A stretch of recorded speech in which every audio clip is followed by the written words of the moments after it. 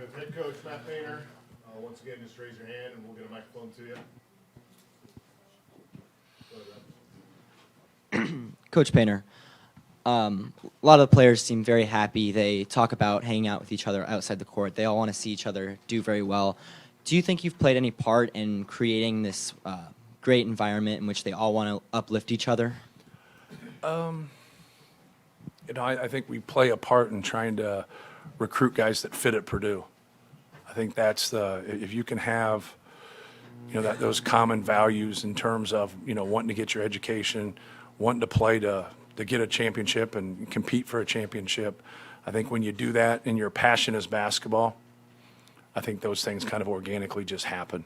If you get a lot of guys, it doesn't mean you can't have, different likes, but your passion's got to be basketball, and you got to understand the big picture at Purdue. So I think that just kind of makes it easy then. Going into Portland, your message to the team was get the ball to Edey. Right. Today he gets 24 shots. Where has this team come from there now just to get him the ball and his ability to obviously 38 and 13 tonight? Right. Every game's different. When people play him more one-on-one, he's going to get more attempts. When they double him more, he's going to get less attempts. The thing that he's been able to do is when they take things away, he can still get on the glass. And so he's creating opportunities for himself with his effort and his ability to rebound. But, you would like to have more of a balance at times. But when you get against really good teams, if you find something that works now while you're trying to balance things out, like why go away from it? So we've always kind of been that way. Once something works and, he's so unselfish. He plays the game, and maybe the best stat is the 0 turnovers. His ability to throw him the ball and his ability to make a good decision. And when you deal with great players, they should have the right of first refusal. It doesn't mean they have to shoot the basketball, but they need to touch the basketball. And now everybody is on alert, and that helps your spacing. It helps, them get into rotations at times when they overdo it. And then obviously you're going to get them into foul trouble and get to the free throw line. Hey, Matt, I asked Coach Izzo about you and your program, both you guys following legends as you came into college. But what's it like for you seeing him on the sidelines? I mean, both of you guys are just so great for the game, but what's it like to see him still coaching at the highest level, and you guys fight on the court, but after your friends, but what's he mean to the game? Yeah, he means a lot to the game. I think we haven't accomplished what they've accomplished. Don't get confused. Even though we might win this game or win that game, we haven't won the Big Ten championships, we haven't been to a Final Four. So he sets the bar for our league, and that competition has really improved our program. Anytime, and I think 30 years ago, I think you would say the same thing about, Indiana's program with Bob Knight and Purdue's program with Gene Cady and Michigan State's program with Judd Heathcote. And a lot of the programs, Lou Henson in Illinois, that competition made everybody better. And that's what Michigan State and Tom Izzo has done for us. They've made us better. Their level of toughness, their togetherness. You just don't slip on a banana peel and end up in 8 Final Fours. You just don't. And they've been absolutely fabulous on a conference level, but they've also been, fabulous at a national level. And that's what we would like to try to do, but it's easier said than done. We got to keep working. Matt, difference with David Jenkins the last 2 games is what? He's gotten more opportunities. He's made his shots. It's really hard for him to adjust to this role since he's never played this role.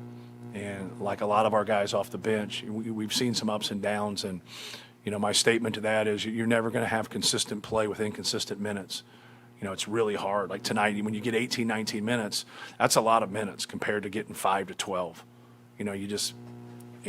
He stepped up and knocked down shots. He can really, when he gets it going, man, he can really make plays right there. But it's when Newman makes shots and Mason can come off the bench and make shots and he can make shots. The issue is they just don't get a lot of opportunities. What we don't want is the force, right? Just let your offense run organically, move the basketball. It comes your way, great, because, you have him in there. If they're not taking that away, there's no sense in rushing things. Be able to get some of those step-in shots, and he was able to make a couple of those tonight. So Zach gets 30. Go ahead. So Zach gets 37, but I thought the moment in the game where he really made as big a difference as any was when they start coming at him with hard doubles and he hits Ethan for the layup and he hits, I think, David for a three. Just that speaks volumes about how far he's come as a player, doesn't it? Yeah, no question. He got Brandon Newman for one in the first half and we missed it. Ethan made a good dive. He got him for that one. Just taking what they give you. Like, don't, he split a couple double teams and scored. He split a couple double teams and didn't score.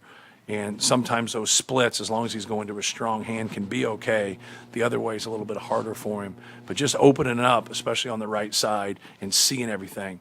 It's easier for, on that left block, if you're looking at it from the top of the key, for a right-handed guy to go over his left shoulder and make those passes. But when you're on the other block, going the other way, making those passes, you got to open up so you see everything, and that makes it much easier. More on Zach. Defensively, he makes winning plays too. They tried to ISO Hauser on the guards or in the post, and he had two really nice deflections that really kind of set Michigan State away from what they were trying to do. Yes. It's nice when you have a big-time scorer who also is willing to do those things as well as the assists, correct? Yeah, he came on that double, and, Hauser is good at that dribble down. And so when he got into that, we wanted to come on that double, but making sure everybody else is alert. It's not just the double. You got to be good in your rotation. And, he got both of those deflections that led to steals, out of that double. And that's pretty impressive for a 7'4" guy to come into that double. And one of them was low.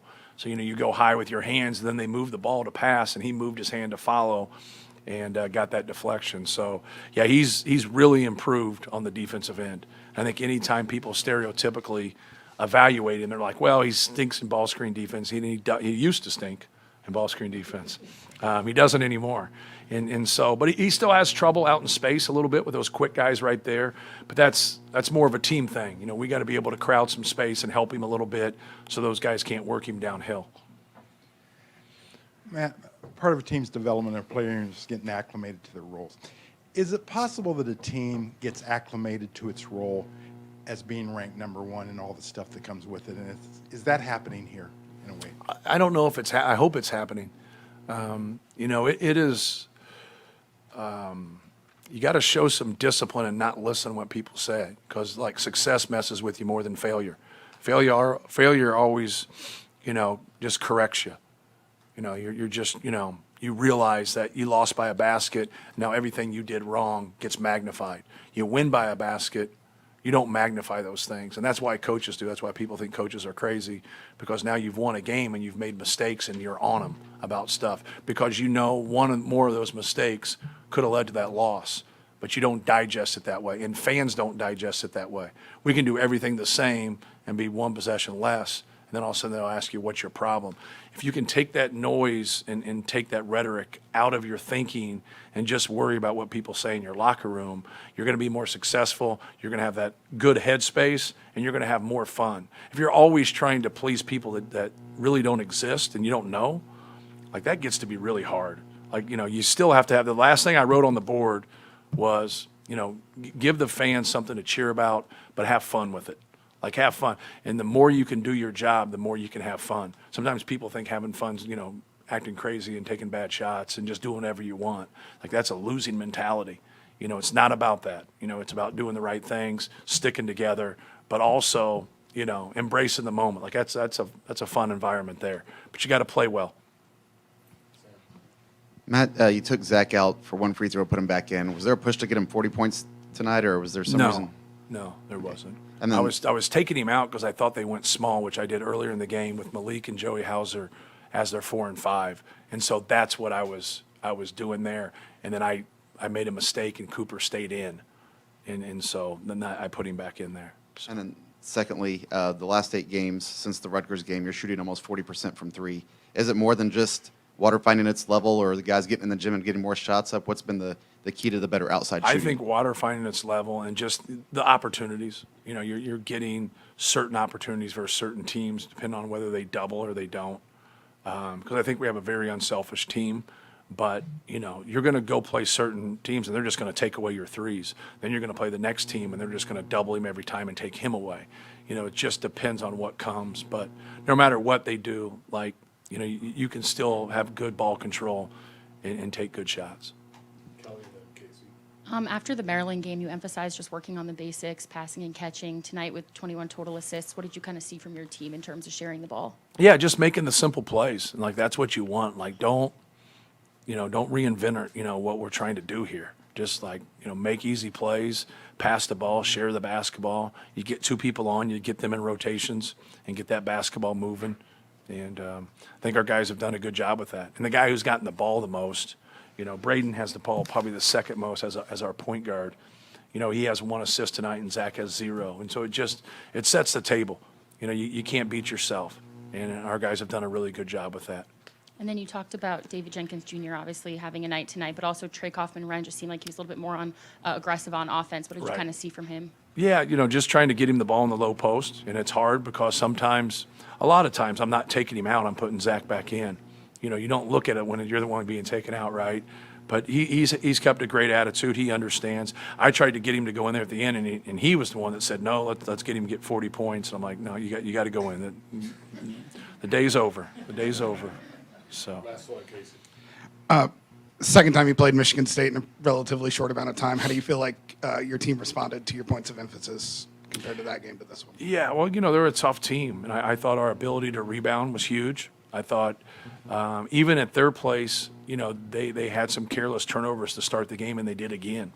And so, like, that's something when you get on the road, like, setting the tone, you got to take care of the basketball. And I thought our guys did a good job of having active hands. You look at things in different perspective. He would look at it differently than I would look at it. I'm giving credit to our defense where he's, thinking they're being careless, which we all do it that way. So I think that's the key. We make a play at the end of the game, so I guess we're better than them there, right? And it could have went the other way very easily. So like tonight, we were able to get that lead and keep that lead. And even though they come back and they cut it to 10, I think one time, it takes a lot of energy to come back. They were very good in the second half in transition. You see how talented Hogard is when he gets ahead of steam and starts wheeling and dealing. Got to the free throw line, broke us down, and that's what we wanted to stop. But we really did the same thing. We did a little bit different in ball screen D. We switched some of those snakes the first time, and Tyson Walker made us pay, and we didn't switch them this time unless they got deep with it. So that was really about our only adjustment. We just wanted to be able to out-rebound them and have fewer turnovers, and we did. Thank you, guys. Thank you. Yep, thank you.